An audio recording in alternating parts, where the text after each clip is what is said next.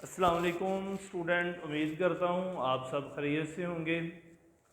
कल हमने unit number 4 को कंप्लीट किया था। आज हम यूनिट नंबर 6 को शुरू करने जा रहे हैं।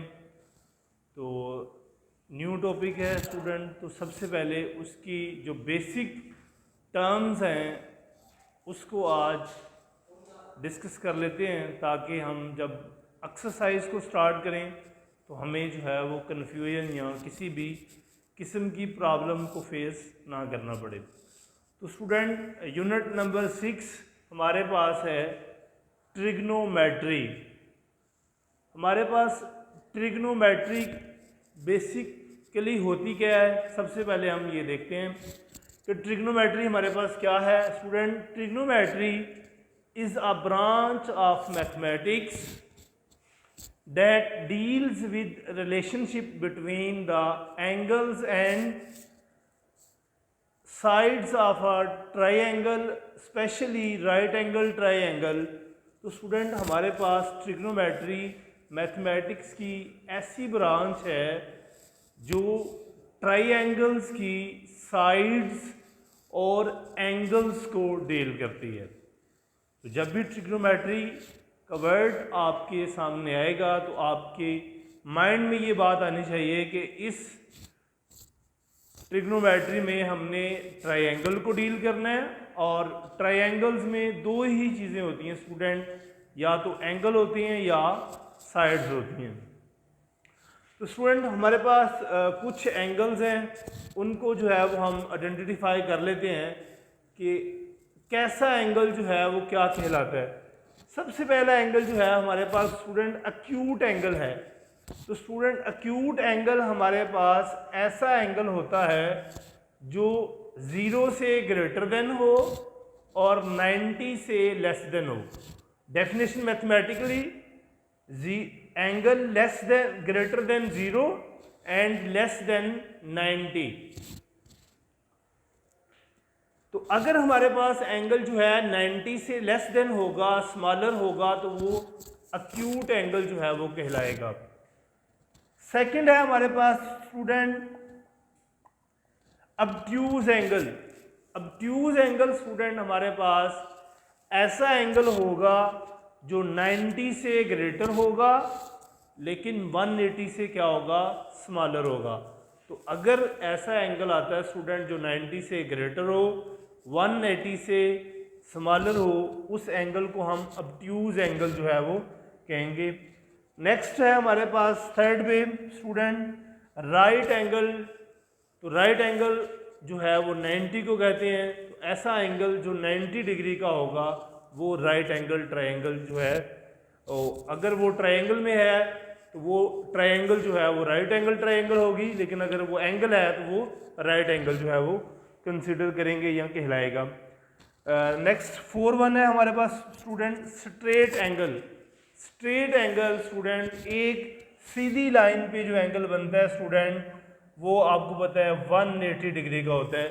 तो याद रखना स्टूडेंट आपने, स्ट्रेट लाइन पे जो एंगल बनता है या स्ट्रेट एंगल जो है वो 180 डिग्री को कहते हैं। फिफ्थ पे है स्टूडेंट हमारे पास reflexive angle. Reflexive angle student हमारे पास ऐसा एंगल होता है जो 180 से ग्रेटर होता है लेकिन 360 डिग्री से स्मॉलर होता है। तो ऐसा एंगल जो 180 डिग्री से ग्रेटर हो और 360 से स्मॉलर हो, उसको हम कहेंगे रिफ्लेक्सिव एंगल। स्टूडेंट किसी भी सर्कल का जो एंगल होता है वो हमारे पास 360 डिग्री या 0 डिग्री। 360 डिग्री क्योंकि जब हम किसी भी सर्कल पे एंगल जो है उसकी टर्मिनल साइड जो है इनिशियल साइड के साथ मैच करती है, तो वो एंगल जो है वो 360 कंप्लीट कर जाता है या वो 0 डिग्री जो है वो कंसिडर किया जाता है। तो स्टूडेंट फुल रोटेशन जो होती है एंगल की वो 360 डिग्री होती है या 0 डिग्री होती है, ये आपने याद रखनी है स्टूडेंट। इसके बाद स्टूडेंट हमें कैसे पता चलेगा कि एंगल की जो पोजीशन है वो क्या है, तो उसको देख लेते हैं। पोजीशन ऑफ एंगल स्टूडेंट, जिस लाइन से हम एंगल जो है वो स्टार्ट करते हैं उसको हम कहते हैं इनिशियल साइड, और जिसकी तरफ जो है एंगल जो है हम बना रहे होते हैं, मेकिंग कर रहे होते हैं एंगल की, उसको हम कहते हैं टर्मिनल साइड, या जिस साइड पे एंगल जो है वो कंप्लीट हो रहा होता है, बन रहा होता है, उसको हम कहते हैं टर्मिनल साइड। और 0 पॉइंट को हम वर्टेक्स कहते हैं, जहाँ से एंगल जो है मेजरमेंट की जाती है एंगल की, एंगल जो है वो स्टार्ट किया जाता है, उसको वर्टेक्स कहते हैं। एंगल जहाँ से लिया जाता है उस एक्स एक्सिस को हम इनिशियल साइड कहते हैं, और वाई एक्सिस की तरफ क्योंकि हम एंगल जो को मेजर करते हैं तो वाई एक्सिस की तरफ जो लाइन होगी हमारी वो क्योंकि टर्मिनेट होकर जा रही होती है, इसलिए उसको हम कहते हैं टर्मिनल साइड। स्टूडेंट हमारे पास नेक्स्ट है कि हमें कैसे पता चलेगा कि एंगल जो है वो पॉजिटिव कब होगा और नेगेटिव एंगल जो है वो कब होगा। तो स्टूडेंट हमारे पास 0 डिग्री से लेके 180 डिग्री तक, यानी कि फर्स्ट क्वाड्रेंट और सेकंड क्वाड्रेंट, ये पॉजिटिव होता है। या स्टूडेंट आप सिंपल इसको माइंड में रख लें कि अगर आप एंटी क्लॉकवाइज जो है रोटेशन यूज़ करेंगे तो हमारे पास एंगल जो है वो पॉजिटिव कंसिडर होगा। अगर आप एंगल की जो डायरेक्शन है वो क्लॉकवाइज लेंगे, अब क्लॉकवाइज और एंटी क्लॉकवाइज कैसे होगा स्टूडेंट, ये देखें क्लॉक हमारे पास इस तरीके से मूव करता है, तो अगर आप क्लॉकवाइज डायरेक्शन जो है वो यूज़ करेंगे तो हमारे पास एंगल जो होगा वो नेगेटिव होगा।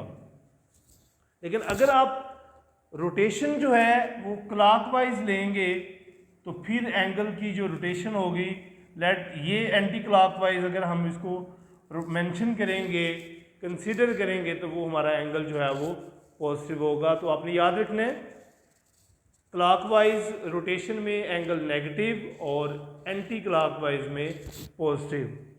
स्टूडेंट नेक्स्ट हमारा एक टॉपिक है को टर्मिनल एंगल। तो स्टूडेंट टोटल एंगल जो होता है हमारे पास वो 360 होता है। अगर हम एंगल के अंदर 360 को प्लस और माइनस करेंगे तो वो हमारे पास को टर्मिनल एंगल हो जाएगा। तो सिंपल है स्टूडेंट, जो भी एंगल हमारे पास गिवन होगा उसमें अगर हम 360 डिग्री को प्लस करेंगे या माइनस करेंगे या प्लस और माइनस दोनों करेंगे तो हमारे पास वो को टर्मिनल एंगल हो जाएगा। इसके बाद स्टूडेंट एक फार्मूला है हमारे पास जो कि बहुत इम्पोर्टेंट रिलेशन है। इसी फार्मूले को यूज़ करते हुए हमने बहुत सारी इस यूनिट की प्रॉब्लम्स को, क्वेश्चंस को सोल्व करना है। वो है हमारे पास student arc over radius. Formula हमारे पास जो है वो एंगल को रिप्रेजेंट करता है। एंगल जो है वो रेडियन में भी हो सकता है और डिग्री में भी हो सकता है। तो स्टूडेंट दोनों के लिए हमारे पास एक ही फार्मूला है, थीटा जो कि यहाँ पे रिप्रेजेंट कर रहा है एंगल को, theta equal to L by R. L जो है हमारे पास आर्क है, आर्क हम कहते हैं लेंथ को। लेंथ जो है वो किसी भी स्केल में हो सकती है, सेंटीमीटर में, मीटर में। और रेडियस जो है वो भी आपको पता है, जो हमारे पास सर्कल से बाउंड्री तक की जो लेंथ होती है उसको हम रेडियस कहते हैं। तो स्टूडेंट ये रिलेशन जो है मोस्ट इम्पोर्टेंट है, L equal to theta equal to L by R. ये फार्मूला जो है वो आपने याद रखना है। स्टूडेंट ये थी यूनिट नंबर 6 की बेसिक टर्म्स। हमने देखा कि एंगल जो है किसको कहते हैं, एक्यूट एंगल हमारे पास क्या होता है, ऑब्ट्यूज एंगल, राइट एंगल। और एंगल जो है वो पॉजिटिव कब होता है, जब हम एंटी क्लॉकवाइज रोटेशन जो है वो लेते हैं, और नेगेटिव तब होगा जब हम क्लॉकवाइज लेंगे। उम्मीद करता हूँ स्टूडेंट आपको आज के लेक्चर की समझ आई होगी। इंशाल्लाह कल जो है एक्सरसाइज स्टार्ट करेंगे। आज के लिए इतना ही। अल्लाह हाफिज़।